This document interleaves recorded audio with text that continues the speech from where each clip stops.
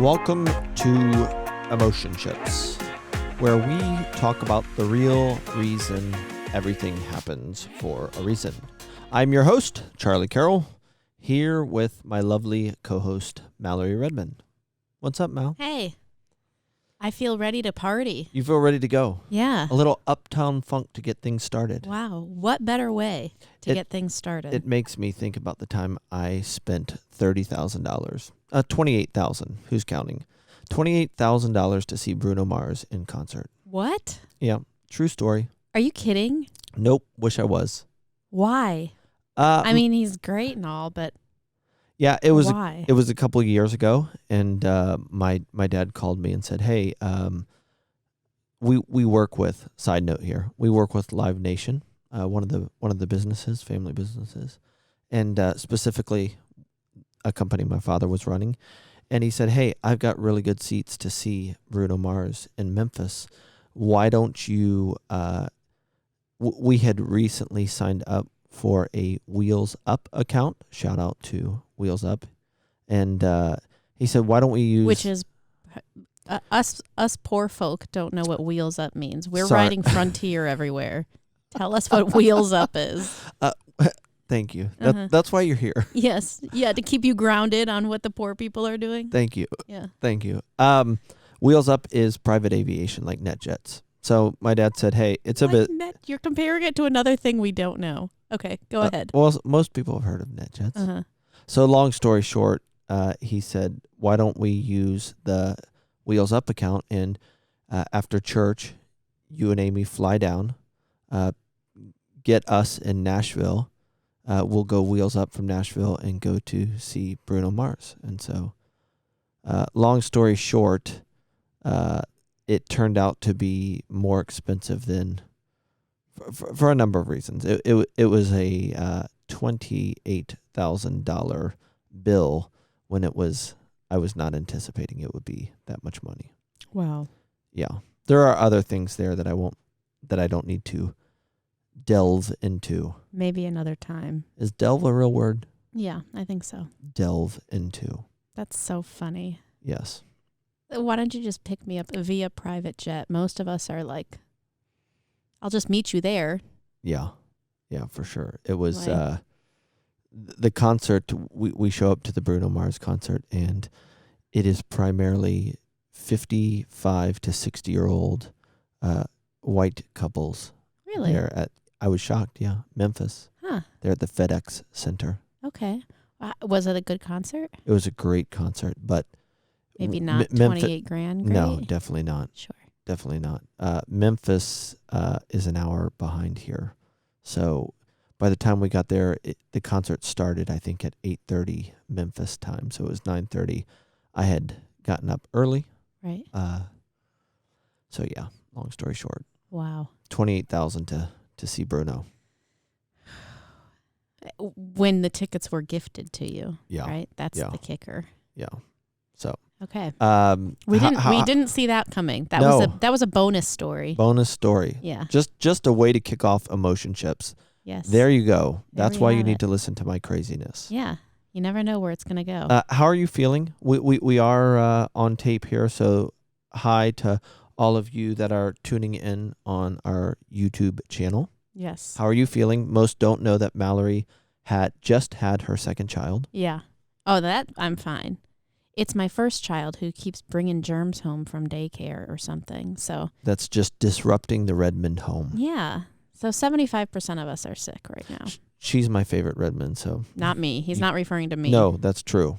Referring to my oldest daughter. Yes. Yes, she's we should have her on sometime. Oh, we will. Yeah. Oh, we will. She's saying dog a lot these days. So whenever we have I almost said a sermon. Whenever we have a dog related show, Evie will be here. She'll be our expert. But we're good. Yeah, I'm doing well. I've not started Christmas shopping. That's coming up soon. So it is coming up soon. there's just a lot to do. But nothing I would rather be doing than sitting here. Then sitting right here recording the first episode of Emotionships. Yes. How are you? I'm good. Yeah. As you know, I've been traveling a Yes. lot. A lot. Basically every week. Yes, every Uh-huh. week, all over the place. Not though on Wheels Up. No, definitely not. Yeah. Those are special occasions when you need to get somewhere fast, or you're taking someone important somewhere, which is something I do, Right. which we'll get into. Yeah. But I was in New York City for business.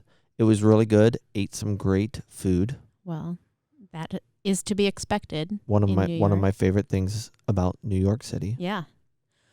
And did you do you try new places every time you go there? Not every time, but I do Okay. try new places, especially if it's something that has been featured on a food blog or Yeah. so on and so forth. Yeah. But I had some really good food and got what I needed to get done.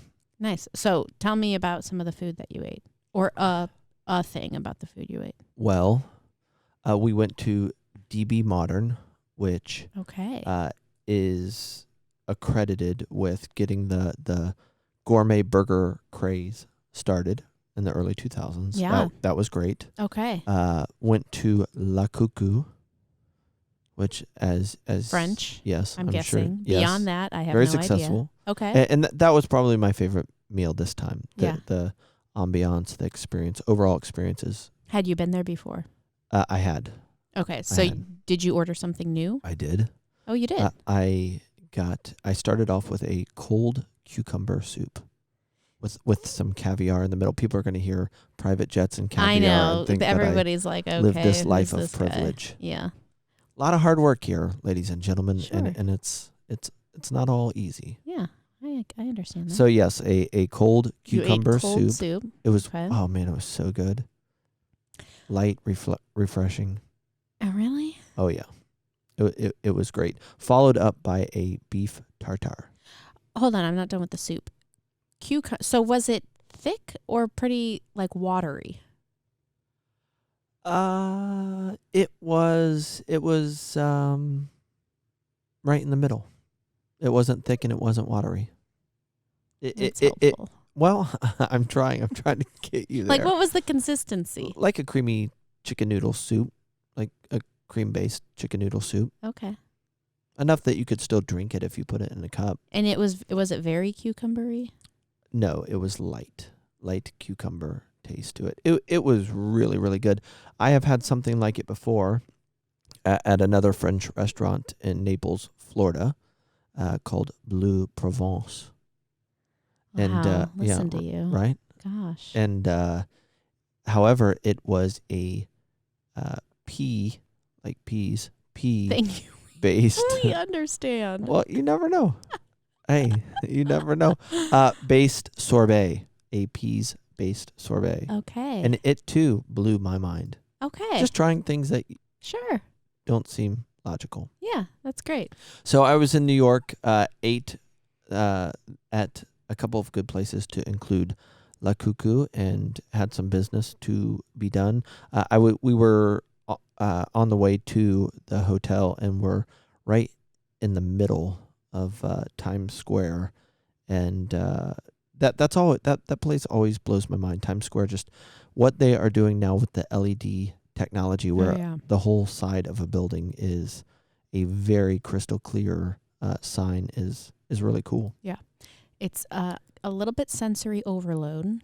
Yeah, for sure. But and then you have, of course, Mickey and Minnie and all of the Super Mario characters, and a number of other Pixar or whomever at the time related characters that want to pose for a free picture, and then once you pose for that free picture, they typically cannot speak English, so they'll hold out some little sign that's around their neck that says "tip, please." It's not actually free. No, it's not free. Which it is what it is.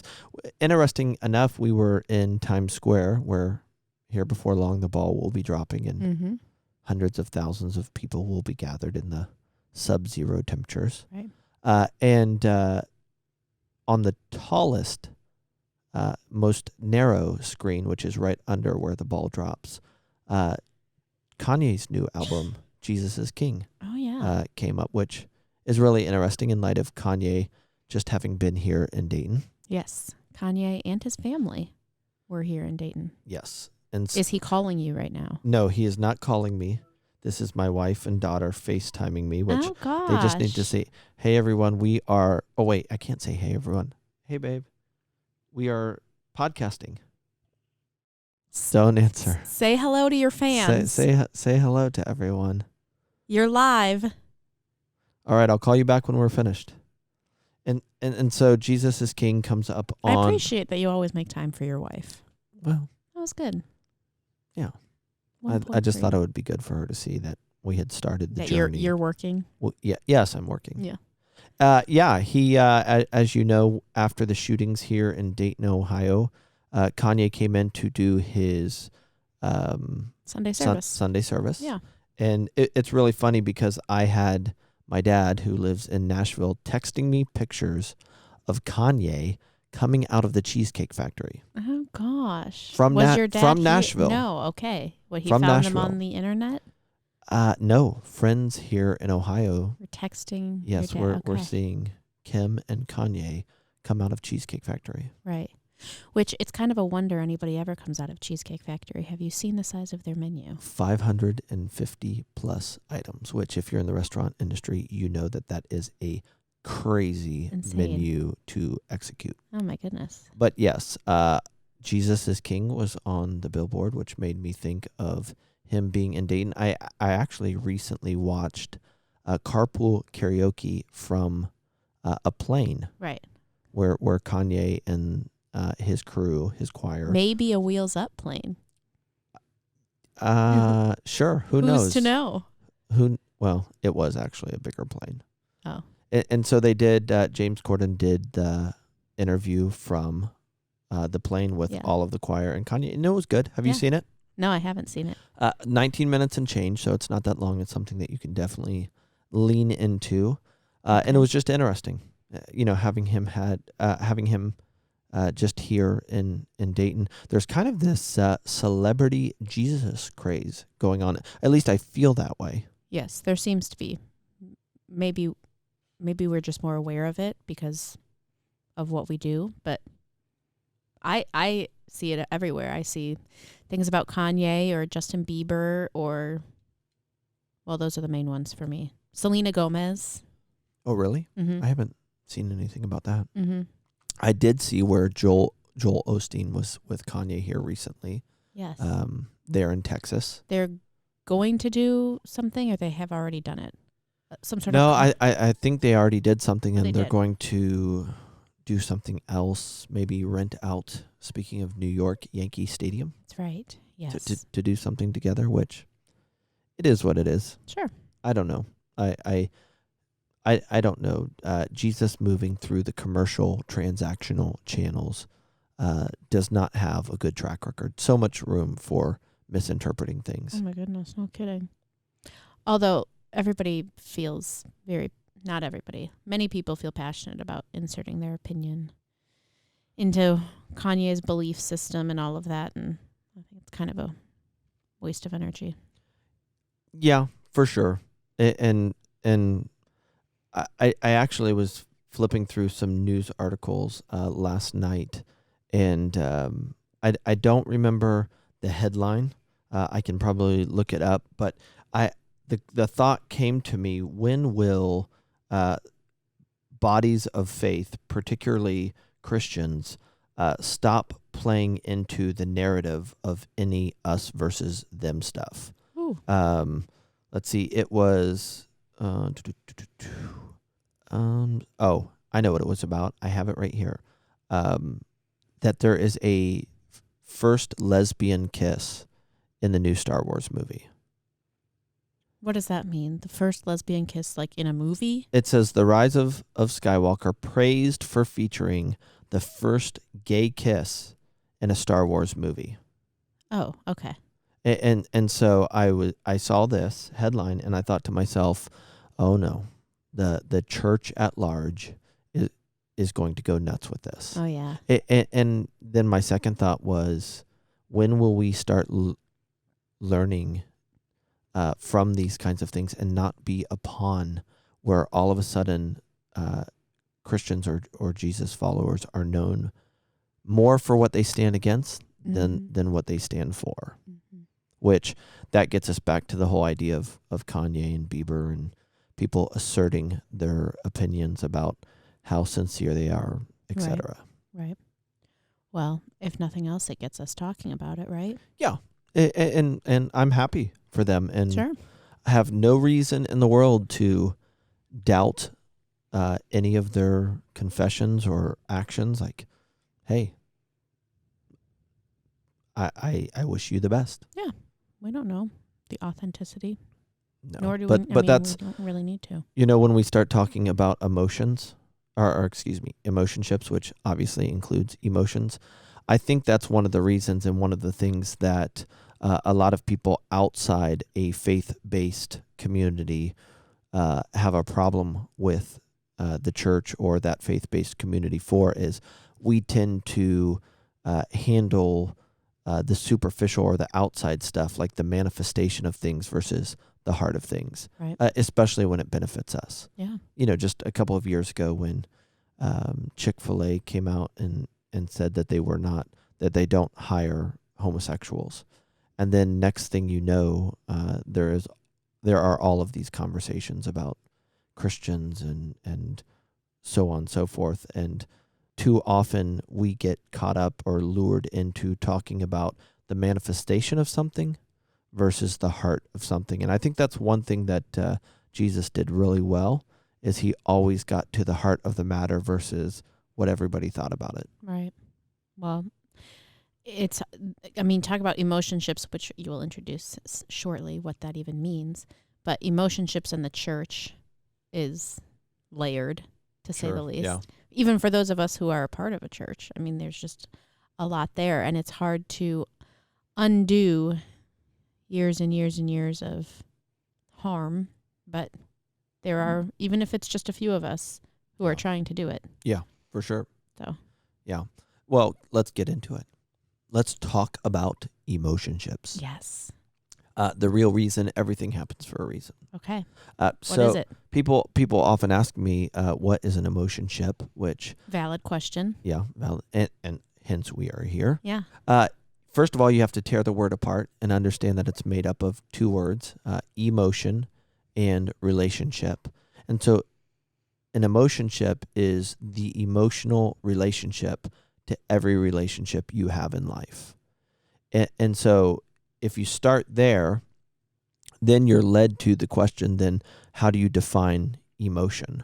And when you really get into emotion and dive kind of into the history of the word and where it came from, what you're really, really left with is energy in motion. So energy in motion is emotion.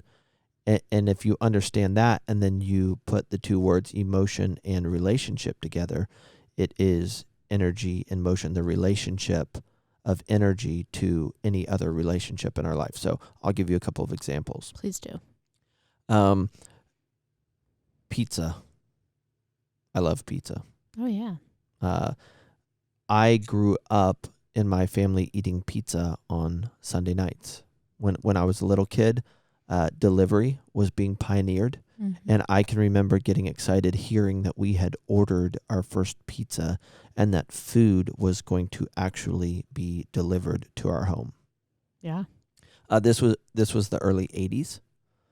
And we had a little attic, and there was a window that you could maybe fit a basketball through, probably not, but it was enough for me to stick my head out and look down and feel like I was the king of my castle. And I can remember being up in that attic, looking out that window, waiting and waiting for the Domino's car to turn onto the boulevard and deliver our pizza. And as time goes on, we will talk more about what you do and what I do, but being an entrepreneur is one of the main things I do. And I was raised in a home where my dad was an entrepreneur and my grandfather was an entrepreneur. And so Sundays, by the time you got around to Sundays, you tend to be tired and have spent a lot of your time on other people, people that you're working with and people that are working beside you. Yeah. And so growing up, Sundays after church, Sunday afternoon, typically we either went to my dad's mom's house or and I can remember watching 60 Minutes religiously, though I did not want to. Or we ordered a pizza. And so now I'm an entrepreneur, Yeah. and kind of my family's tradition and way of rewarding ourselves is a pizza. Uh-huh. We're not going to cook. Yep. School starts tomorrow. Yep. Back at it. Mm-hmm. We are going to order a pizza and reward ourselves. And so it doesn't mean that there has to be energy behind it, but there is a lot of energy in motion. Think about it this way. You probably had one of your two parents, if not both of them, that could look at you and you knew you were to knock it off right away. Yeah. They would just give you a look. They can still do that. Yeah. Mm-hmm. And so that's energy in motion. Mm-hmm. Like one of the things that we need to talk about, because it's something that will not help us and often harms us, is when we limit communication to just verbal and even small forms of nonverbal, because the idea behind Emotionships is that energy is always around us, and it's always moving things and doing things and saying things, and we are harmed by it when we are unaware of it. Mm-hmm. And so often you walk into, major sources of undetected energy, if you're ignorant, would be environments that we walk into. Often when you walk into a room, there is energy in motion there Mm-hmm. that if you are blind or ignorant to it, you will be taken advantage by it. Mm-hmm. People walk and carry energy with them. Multiple times I have met someone for the first time, walked out of their presence, and have been affected by their energy without knowing it. Yep. They were a depressed person, and all of a sudden you feel heavy. They were an anxious person, and all of a sudden you feel anxious. They're Mm-hmm. an angry person, and all of a sudden you're angry, and you don't even have a reason to be angry. Yeah. It's a very interesting season I'm in right now because, well, neither one of my daughters is very verbal because they're super young. But our youngest, who's only a little bit over a month, maybe 5 weeks old now, obviously has no words. But I can tell when I'm holding her if I'm feeling something, like if my husband and I are having a tense conversation, let's say, because we're having these conversations, we're talking about Emotionships, I'm more attuned to what she's feeling, like I'm noticing it more. And so if I am having a difficult conversation, or I'm feeling angry or anxious or whatever, she's upset. Like something will flip in her and she'll start crying, or she'll be really restless or something, which obviously there's things going on in her body I'm not totally aware of because she can't talk, but she's picking up on, I'm her mother. Like I am her closest, I'm her source of food and brought her life. Like she knows me the most. And so she's very attuned to my feelings. And so that is an example of what happens to us even now as adults. We can pick up on the energy around us. Well, when you start to look at the science and biology of it, what we really are just now starting to talk about is, for every conversation we have, for everything we see, for everything we hear, for everything we touch, there is a chemical reaction inside. Mm-hmm. And so there is a chemical equivalent, like equation, that's an equivalent of anger and frustration and hopelessness and joy. Mm-hmm. And so there are a lot of resources out there. Candace Pert wrote a good book entitled The Molecules of Emotion that look at how different and varying emotions move, Mm-hmm. how they're created, how they move throughout the body, and then also how they get stuck and keep you in that state because they are stuck in a certain part of your body.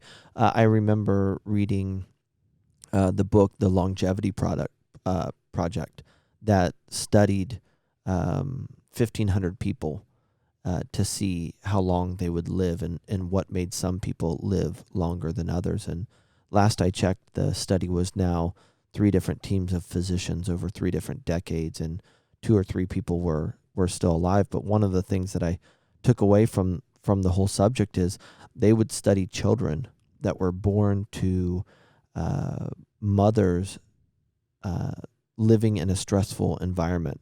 Most of them were single moms that had been left or were doing having the children and raising the children on their own. And a statistic that stood out to me was that 51% on average, children born into stressful situations, mothers experiencing traumatic or stressful conditions, 51% was the average increase of the size of their limbs, their legs, and their arms. And someone would say, like, what in the world does bigger arms and bigger legs have to do with trauma or stress? And I'll tell you, when we are in a state of fight or flight from a stressful situation, which really is not the situation, it's our response, our interpretation or response to the situation, the blood leaves our visceral organs, the gut area, the heart area, and goes out to our limbs in order to help us fight. This is a God-given response for our benefit, but we were never meant to have it be stuck in a chronic situation like this, chronic stress or trauma. And so when they started looking at these children that were born into adverse situations, they noticed that on average, their limbs were 51% bigger because what was in mom's blood when the baby was in the womb is now those chemical or hormonal equations, fight or flight hormones, is what was in the child's blood and kept them in a state of constant fight or flight, which means the blood leaves the front of the brain, which is where we have conscientiousness and live our life from, and goes to the back of the brain where we make quick reactionary responses. Yeah. And so when you start getting into the importance or the science and the biology of emotionships, it's absolutely everything, because we have a large majority of this planet, especially our country, living in a constant state of fight or flight. And not only does that produce things like weight gain, but it also leaves our immune system severely compromised. Most people stuck, which is a lot of people that are stuck in fight or flight, have access to about 40% of their immune system, because the body shuts their immune system off in order to give more energy to their arms and their legs to fight off whatever they're up against. And so couple of things, you might not be in a stressful situation currently, but because of what was in mom's blood that is still in you, makes your brain think that you're still in that situation, though it was your mom or your grandmother's situation. Right. Or maybe it was something that you dealt with that just never made it clearly through you, and the body did not have a chance to process it because the lymphatic system was in trouble.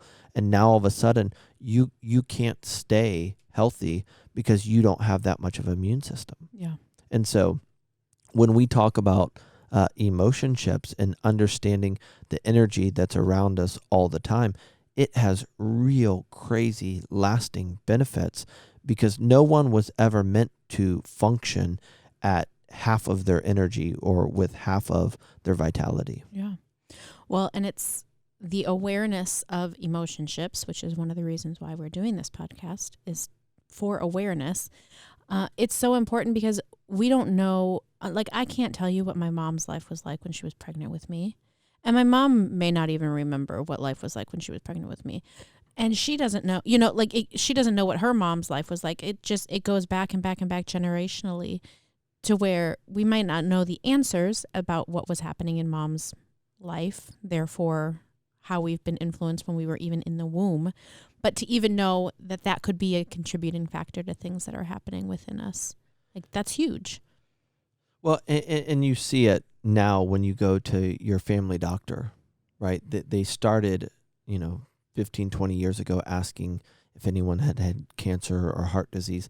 Now they're asking more personal questions and deeper questions.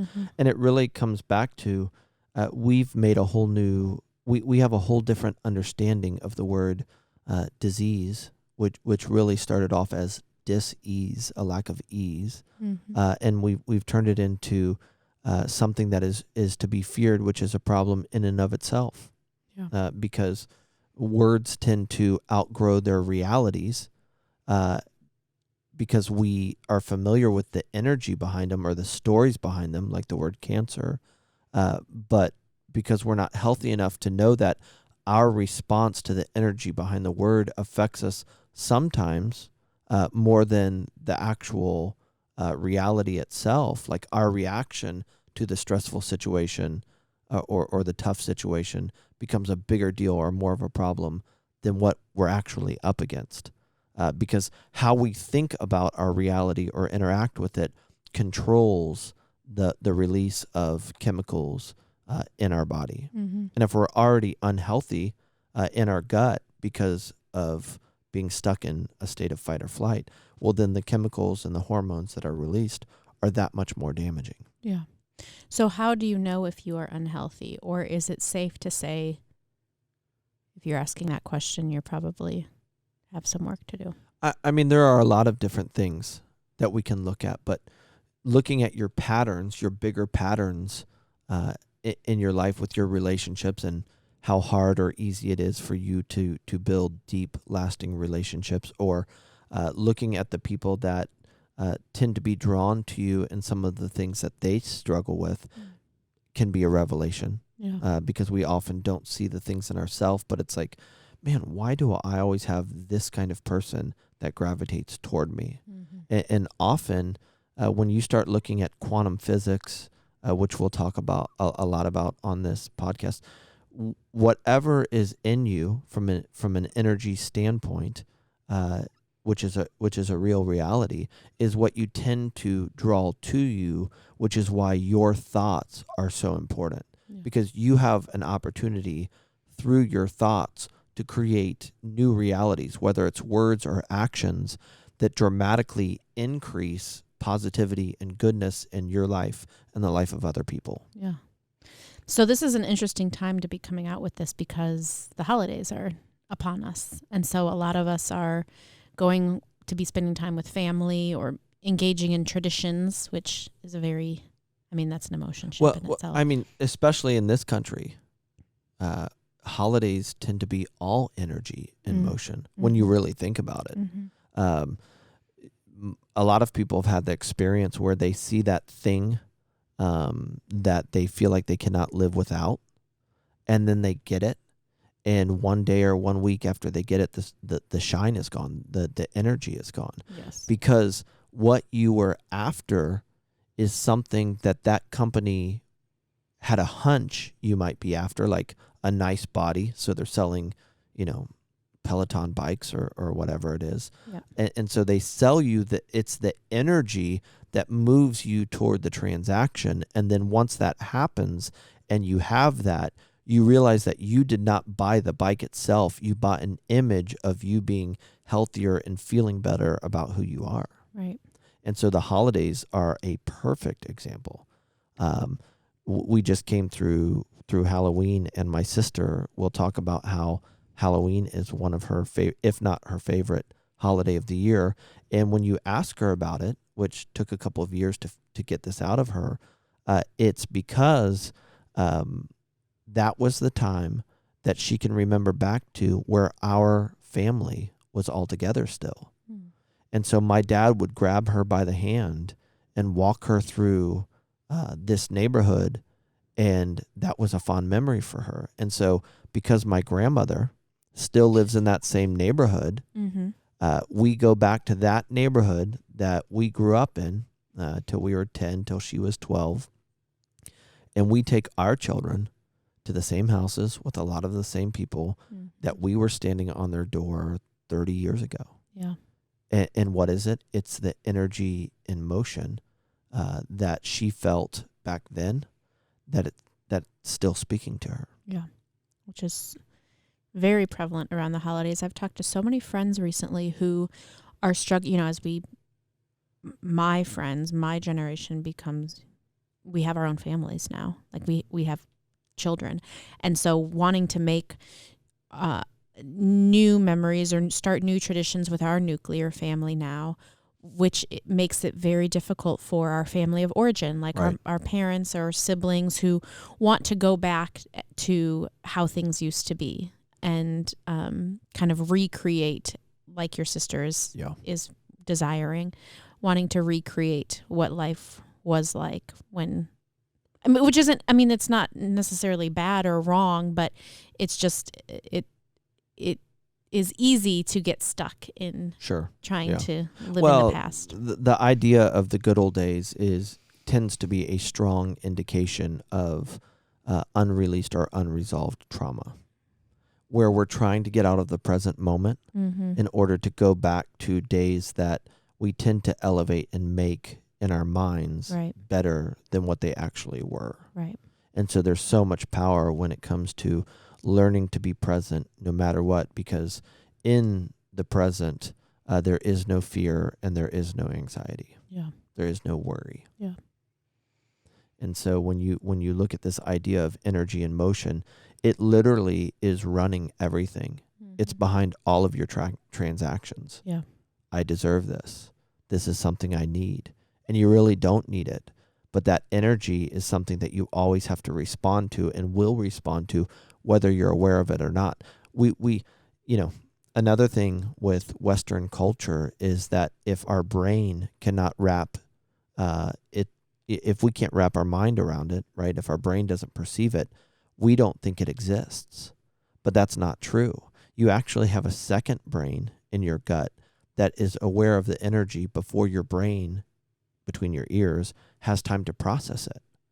And somebody would say, well, this is kind of spiritual goofy talk. It's not really. It's science, and it's what Einstein spent the whole second half of his life talking about. He would say that energy matters because all matter is ultimately energy. Yeah. And it's not a foreign concept.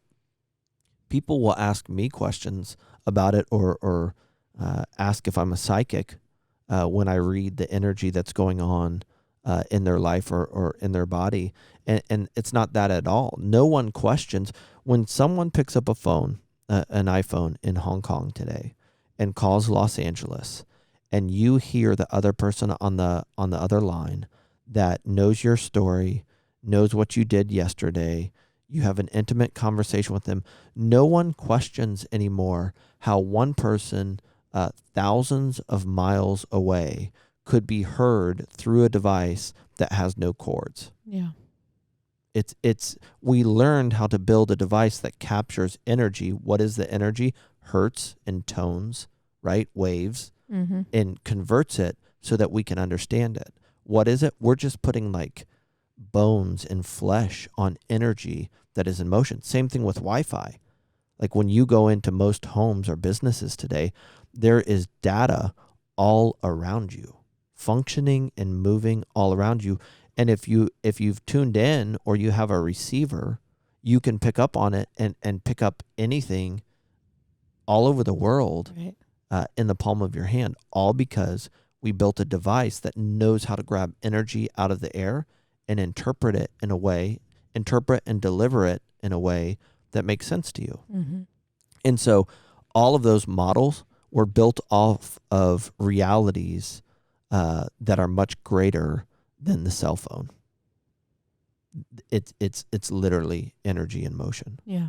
And so what this podcast is about and why we have decided to do this is we want to help our listeners, our friends, our family, detect the energy that might still be stuck in them that's negative and holding them back by preventing good things from coming to them, or from being able to get rid of the negative things that might be lodged in them or is around them that they're unaware of, that is constantly undermining their success and their future. Yeah. When you start, quantum is something, the quantum realm is something that's going to be talked about a lot. And we're already starting to talk about it over the next 5 to 10 years. When you look at the quantum realm, which I honestly think is a modern term for talking about the kingdom that Jesus always talked about. When you look at the quantum realm, it's like energy attracts like energy. Things that function at the same wavelength or hertz attract the same things. And we see this all throughout Jesus' words and teaching, right? Where he would say life and death is in the power of the tongue. And that's why what you speak is so important. Guard your heart, right? The importance of our thoughts, taking every thought captive is what the Apostle Paul said. Because how you think puts off a certain reaction in the body, and your thoughts function at a very specific wavelength or hurt, positive and negative. There are a lot of numbers out there that we can get into where, the common cold sets in at 35 hertz, depending upon what part of your immune system is functioning at that level. That cancer sets in around 28 to 32 hertz. That a healthy person at night should be around 68 to 72 hertz overall in general. And so when I use words like, wow, that's amazing, you're an amazing person, like you're super talented, that has an effect that raises up people's overall life and energy. And in the same way, and I'm convicted about this with how I talk to my children, right? I've been thinking about that recently. Even when they disappoint me, I have an opportunity to convey positive energy and to help lift them up versus giving them a look or using words that communicates, you're so stupid. I can't stand you. You're an inconvenience, right? Even me saying that, listen to what it does to you. And if you just heard me here on the podcast, like, you're such an inconvenience. We all want to punch you in the face. Yeah, don't punch me in the face. It's just an example. I don't mean it. And so that is what elevates or lowers your hurts. Is that what you're saying? Well, that's because I was with you and then not with you. I've not heard you talk about this before. Yeah, sure. It's just an example. The food we put in our body raises or lowers our energy. Let's just call it energy. We can talk about hertz, vibrations per second. That's what a hertz is, a vibration per second. You're getting a little scientific for me. Yeah, I'm sorry. That's okay. I'll slow down. That's okay. But it comes back to the environments you put yourself in have a certain measurable energy in the air. The words you use, and the words you hear have a certain energy that raise you up or bring you down. Your friends, in general, sum it all up, they function at a certain level of energy. The moment you have more friends that function at a lower level of energy than you do, they're going to pull you down. Yeah. And vice versa. Some of the motivational speakers out there will tell you that the quickest way to change your life is change the 5 people that you spend the most time with. For better or for worse. Yeah. Yeah. And so these are emotionships. Yeah. They are the real reason everything happens for a reason. Let's quit blaming God, right? Though God does work on our behalf, I think we've used that phrase, well, everything happens for a reason. Yeah, it's an easy way out. Just to not have to explain why these things continue to happen. And we see that all the time, right? In our line of work, where through different entities, we're helping people and coming beside people, we tend to see the people that are stuck in the same problems that go back 3 and 4 generations. Right. Or, yes, they go back 3, 4 generations, and then you think, well, I'm going to be the one to break free from this, and then you marry someone exactly like your father. And you end like up your mother. repeating the cycle. Exactly. But that's why the awareness is so important. It's the first step in breaking the cycle.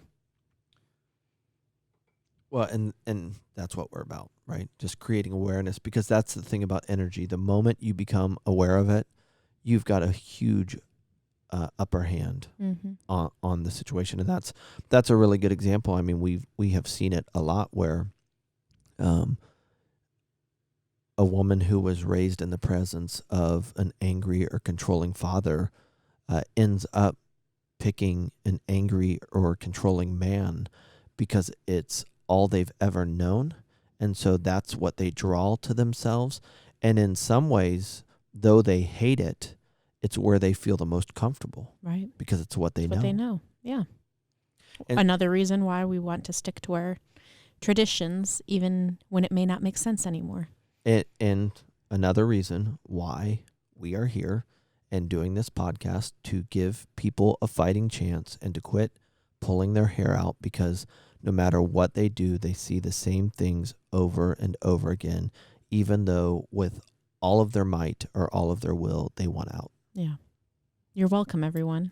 The real reason everything happens for a reason. Emotionships. I'm excited to take this further and to jump into a lot of the biology, and weight loss is huge when it comes to emotionships. Yeah. I know so many people, and for years, it took me a long time to figure it out. People that cannot lose weight no matter what they do, they'll starve themselves Mm-hmm. and only drink coffee for 2 weeks, 3 weeks, 4 weeks, 3 months, and they can't lose any weight.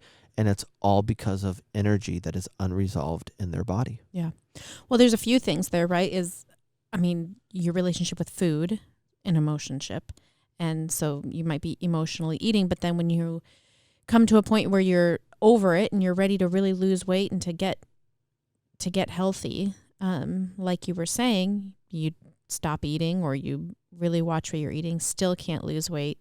There's something going on there in the gut. And that's what we're here to bring awareness to. We're going to lose some weight. We're going to get healthy. We're going to break old traditions. There are few things that are more exciting than getting your vitality back and in a sense of hope. Yeah. It is crazy to see all of the things that we get to see on a regular basis, where people who thought they were past the point of hope find hope. Yeah. It's why we started Body Garage Dayton about a year ago, little over a year ago, to having helped remove trauma from the body for 3 years. We decided that we finally needed to start a organization, a business that did this in order to formalize it, expand it, and help as many people as we can. Yeah. And so we'll tell those stories as time goes on. For sure. All right. I think that is it for Emotionships. Well, Episode 1. almost. Yes. We got to give something away. Oh, good. That's what you have me here for. Way to go, Mel. Yeah, you're welcome. We talked about, and let's do it, giving away a pair Hold of... on. Drum roll. Oh, wait. Do we have a drum roll? Let me see. Okay. I don't think we... Hold on. We have fancy buttons for those of you that are watching on YouTube. No, That's not a drum roll. those are crickets. I mean, it's pretty Close close enough. there, right? That's fine. That's the opposite of what we're I wanting will to learn create. what these color-coded buttons Sure. actually do. Sure. As, It's only as the we go first on. episode. In light of talking about Mr. Kanye, let's give away a pair of Yeezys. I love it. If you work your way on over to emotionships.com, you can subscribe, and we will draw a name. When do you want to draw the name? On New Year's Eve? Perfect. Give people some time to sign up. Yeah. It's great. All right, let's draw a name, man or woman, for a pair of Yeezys. Might take us a little time to get them in, but we will get them in. We will. Go to work your way on over to emotionships.com and sign up to be a subscriber, and we will pick a winner on New Year's Eve. Perfect. All right, everyone. Thank you for tuning in to the first episode of Emotionships, where we discuss the real reason everything happens for a reason.